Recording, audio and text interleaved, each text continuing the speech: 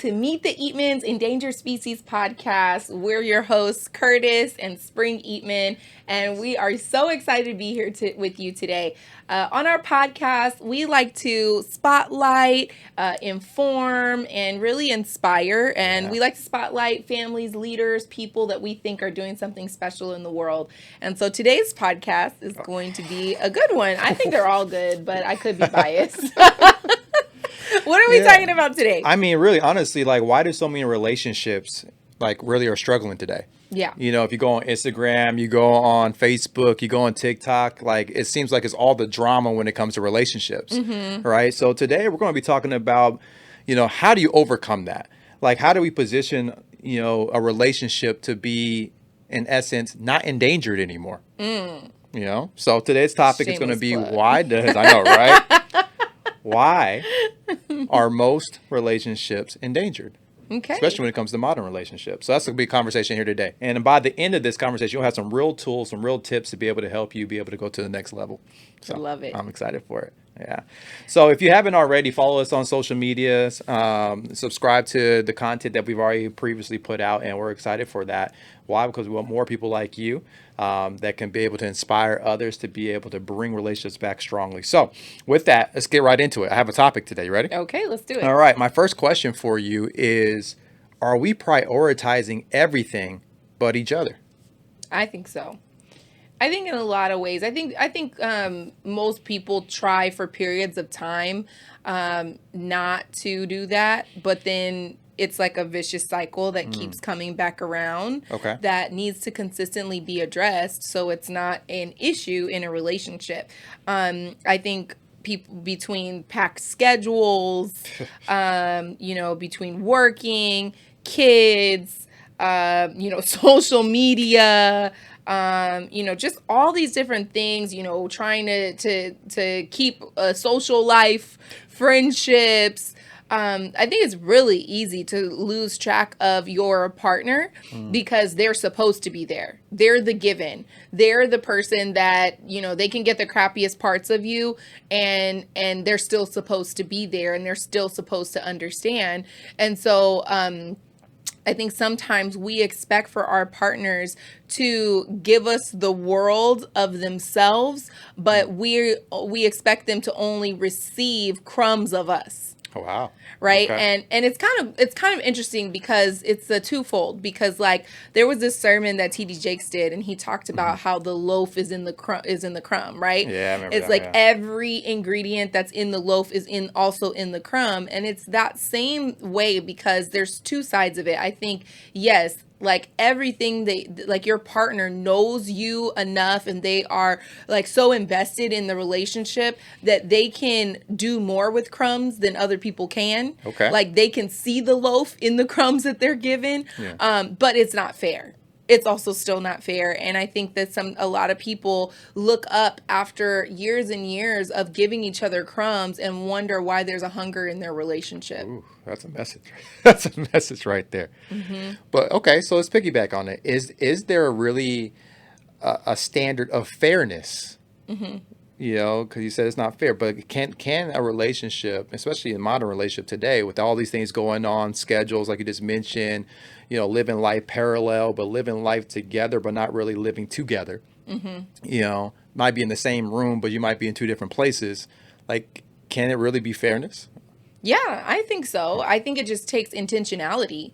Okay. Because if you are truly the most important person in my life, you are my partner, you're supposed to even come before my children, which is a tough subject for some people. Yeah, for but us. it really, like we are one, right? Yeah. I should be giving you the most of myself. I should be giving you the best parts of me. You should have the majority of my attention, but instead it's the opposite. It's the expectation of you should already understand what all I have on my plate rather than let me prioritize you and make you feel special, even though I have all of this on my plate. Because I think a lot of people today feel like maybe, especially, you know, for modern relationships, again, we're talking about why they're so endangered. Is a lot of couples, I feel like they went to a roommate situation versus being a partner in life. Right.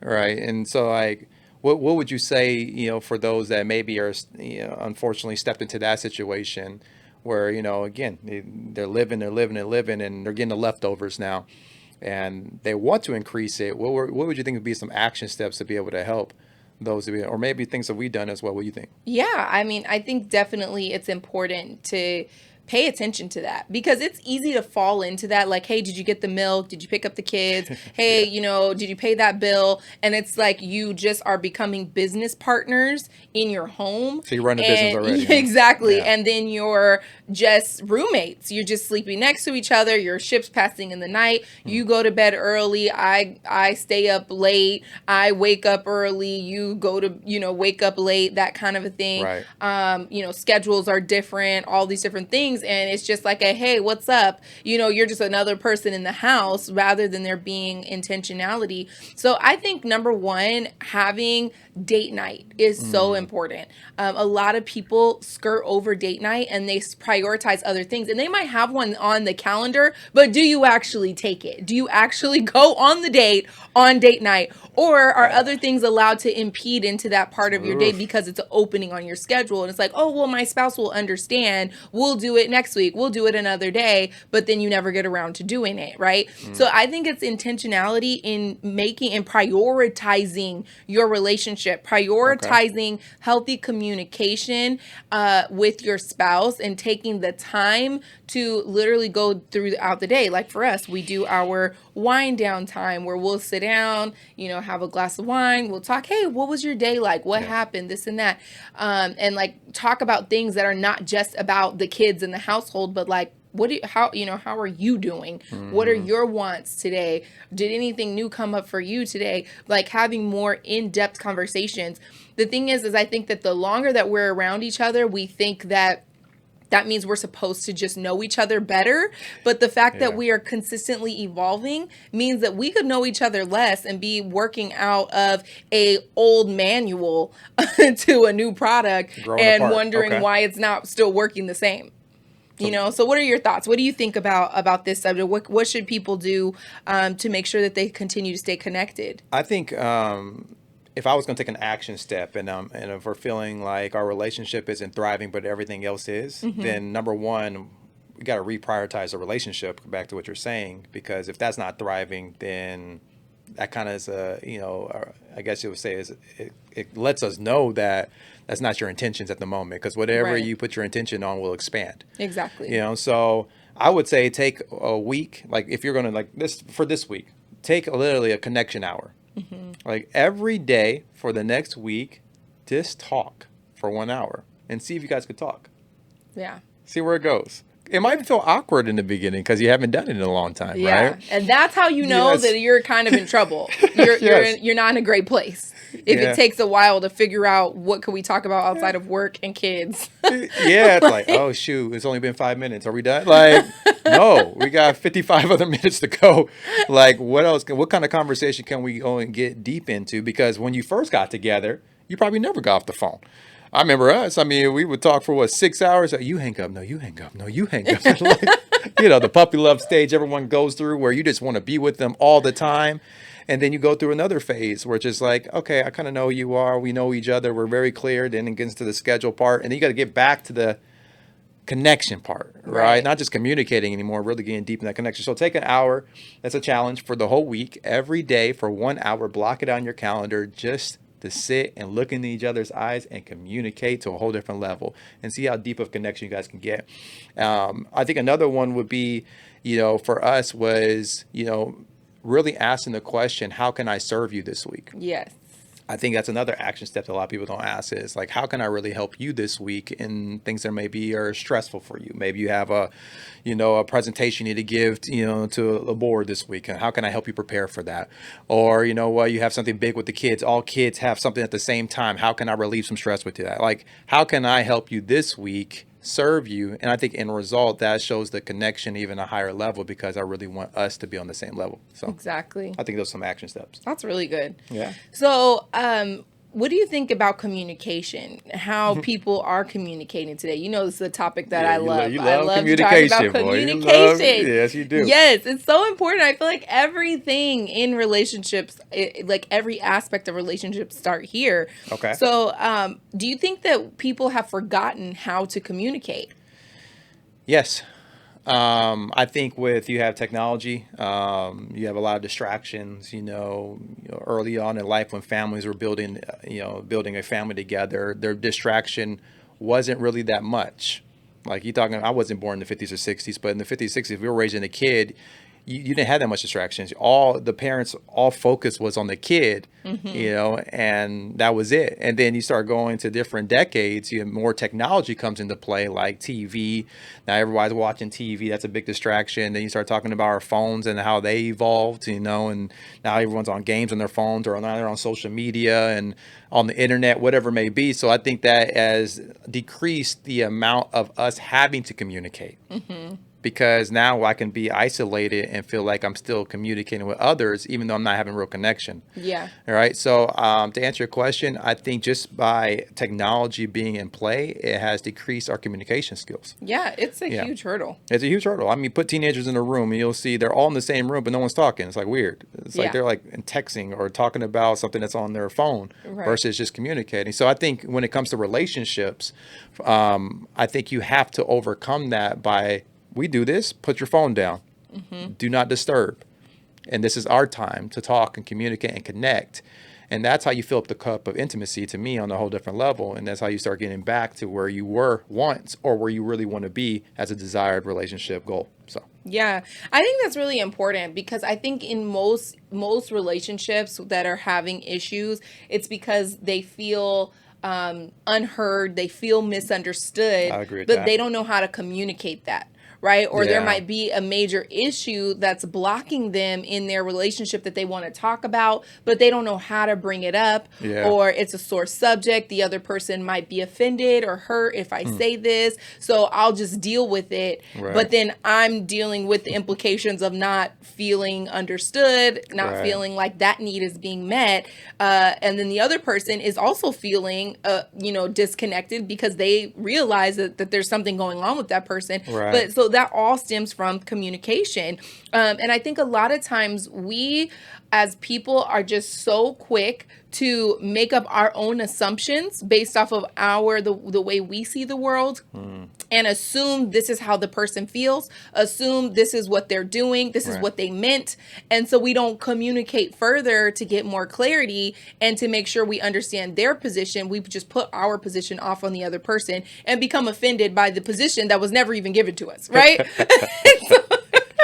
It's true. so crazy. Yeah. So how do we get past this? What should people do? Like if there was action steps to that? I think when someone's speaking, you stop and you listen. Yes, that's good. I think you have to actually listen to really to what they're actually saying versus listening for a response. That's so good. I think a lot of people just want to Super true. respond about their perspective. So you're just like, here, are you done yet? So I can tell you what I feel already. I can tell you how. Versus, why are you feeling that way? What did you really say? What was your tonality? What was the vibration of your tone when you were speaking? Because you can always tell if it's very serious for somebody or is not by the way they say things, right? So number one, stop and actually listen to what they're saying, so that you can appropriately be able to communicate on how you feel about what they said or have a deeper understanding. Because without understanding, then you're not connecting anyways.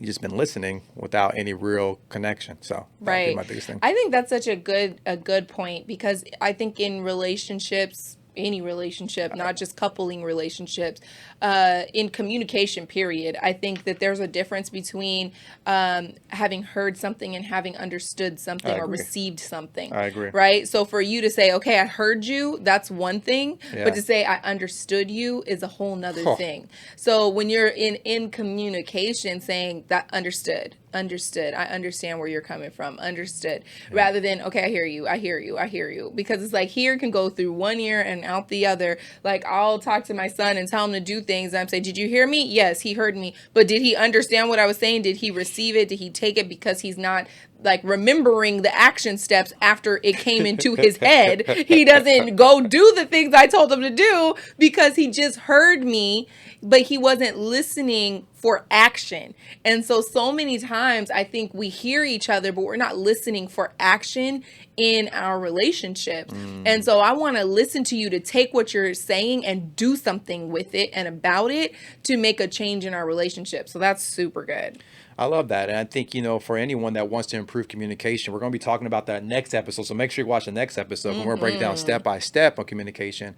And even what we're going to be coming out with very soon, which is Royal Alliance. Yes. Right. Which is yes. Coaching, relationships to a whole different level that I really think is going to be able to help too. So let's go to our last one, which is, are we letting the world define our relationship? Yeah. I think a lot of people get stuck with this. There's society is just very loud in the way that relationships should look. Okay. Everything's a should. It should be like this. It should be like that. It's perfect little package. Even the things that people give as an out, like, oh, we're not in a box, but it's still supposed to look a certain way. Right. So yes. Maybe it's like, okay, there's exceptions is the word I'm looking for. There's exceptions to, maybe it just doesn't have to be a man and woman relationship, but it should be a man and man, or a man or a woman and a woman, or whatever. There's exceptions, but they still are supposed to look a certain way. Okay. Right. Okay. And so I think that it's really important for people to be willing to kind of dismantle what the society shows as a relationship. Like, okay, the man goes to work, the woman stays home with the kids, the man takes out the trash, the woman cooks dinner, that kind of stuff. I think you have to really dismantle that because you have to do what works for your relationship. I agree. So for example, you might be like, the woman might be the breadwinner, and that's okay. And the man might be willing to stay home. That doesn't make him a less of a man. That doesn't make him the relationship look a certain way, right? It's just, I think everybody's relationship is allowed to look the way that it should. The other thing I think about the way that society kind of forms our relationships is that all of them are perfect. Wow. I think everybody is consistently seeing other people's highlight reels because couple goals has become a thing. Sure. And so everybody's just looking at the best parts of everyone's relationship. And then when their relationship doesn't look like that in this perfect little bow package, it's like, wait a minute, this isn't right. Let me move on. Let me leave you and find somebody else because it shouldn't be this hard. Yeah. It shouldn't be this and that. When in reality, behind that highlight reel, there's so much work that needs to happen that people don't talk about. And that rawness of the struggle of relationship and that rawness and realness of developing into the people that are the best versions of yourselves for each other, that gets lost because we're trying to get this picture perfect vision. I don't know. What are your thoughts on this? I mean, honestly, we've coached so many couples. Yeah. And I noticed that a lot of couples get into the comparison mode more than not. Yes. For example, what you just mentioned, everyone's looking at couple goals on social media, and so they want to buy that. Right. But when they purchase that, thinking that's going to be the same as their relationship, and it's not that, then they want to return it back. Exactly. So return to sender. Return to sender, right? Go back to your mama and daddy. Yeah. Right. So basically, I think that the comparison thing doesn't work. I think you got to sit down and have the conversation on what is our expectations of each other. What do we want this relationship to look like? And what are you committed to? What am I committed to with my expectations? And am I committed to those expectations? And then once you have that conversation, then you won't have to worry about some other couple and what they're doing, because then I'll be looking at you and say, did you see what she did? Or I wish you would do that for me too. Right? You can suggest it, but I'm not going to put that expectation on you if we never communicated that up front. because that's not Yes. fair to you, right? So I Yeah. think, one of the biggest things is stop comparing. Number one, Hmm. stop comparing and be clear on what do you guys want, because your couple can never be somebody else's couple at the same time. Right. Different experiences. Yeah. And to that point, I think so many people get into relationships based off of potential of what they see the other person as, Yeah. and not being willing to be good with just who they are. Mm, And yes, we all want to grow and inspire each other to okay. reach your potential, but what if they never do? Are you good with the person that they are? Is that good enough for you? It's not a lot of pressure though. That's the pressure though. Yeah, Yeah. exactly. But that's the point, is that like sometimes people are so married to the potential Mhm. that they are disenchanted with the actual, and then they're frustrated with the person because they are not meeting the mark of the potential of who they see them to be, when Mm, they do have potential, but maybe their potential is going down a different road than what you thought it was, wow. right? Yeah. So I think that's also something to talk about, is being accepting of the person and who they are, where they're at, and then giving them grace to grow. I think that's big. I think, again, you got to have that conversation if you haven't already, as an action step, and not what your mom and dad want for your relationship, not what society or your culture wants for your relationship, not what Instagram wants for your relationship, but what do you What do guys you? truly want for your relationship? Sit down and really put a vision board together.